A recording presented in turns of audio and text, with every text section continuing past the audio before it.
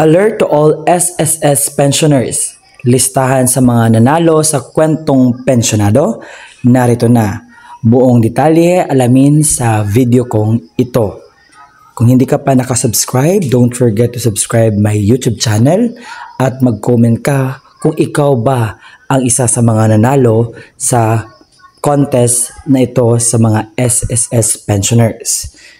Ito na po ang listahan na nanalo sa kwentong pensyonado. So ang grand prize po is 67,000 at meron pong consolation prize na 6,700. O baka ikaw na ang nanalo, so alamin natin ang mga pangalan sa mga nanalo. Sila po ay sina ang nakakuha ng grand prize na 67,000 pesos ay si Melo Magsino. At nagpapasalamat din ang SSS sa mga nagbahagi na kanilang kwentong pensyonado.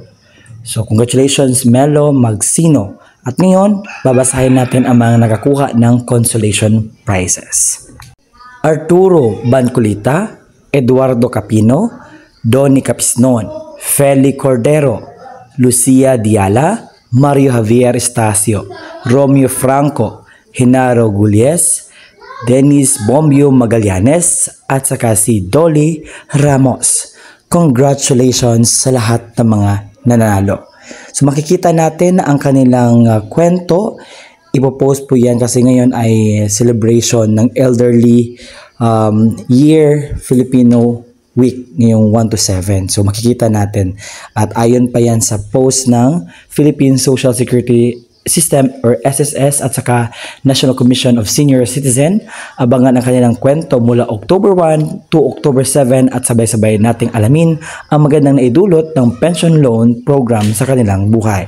Maraming salamat sa panonood and congratulations sa lahat ng mga nanalo.